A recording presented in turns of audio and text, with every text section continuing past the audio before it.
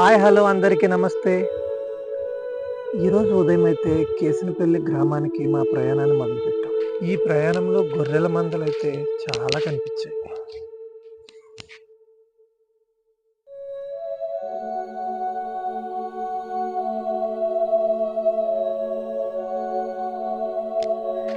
ఇక్కడ చూడండి మాస్టారు, చాలా బాగుంది ఇదైతే.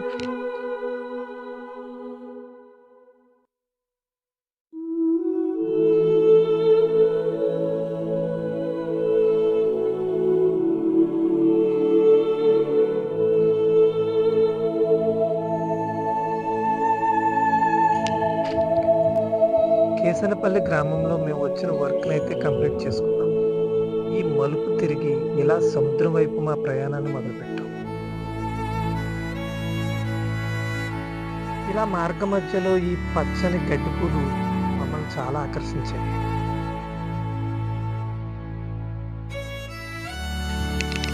ఈ కొబ్బరి తోటలో ఈ పచ్చగడ్డి చూస్తుంటే చాలా బాగుంది.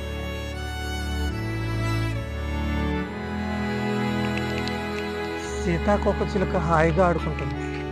ఈ పండు ఇంత ఎర్రగా ఉన్న కాకి దొండకాయ ఎందుకన్నారు తెలిస్తే కానొచ్చు.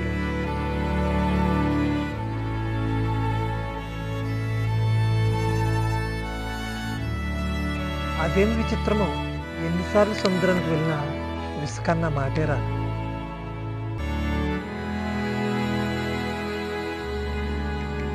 ఈ సముద్ర పొలాల్లో మ్యాజిక్ ఏదో ఉంది. అలా మన పాదాలను తాకిన వెంటనే ఇలా చిన్నపిల్లలం అయిపోతాం. ఇక్కడ నారాయణ మాస్టర్ గుడి గోపురాలు కడుతున్నారు. ఇక్కడేమో మా గురువు గారు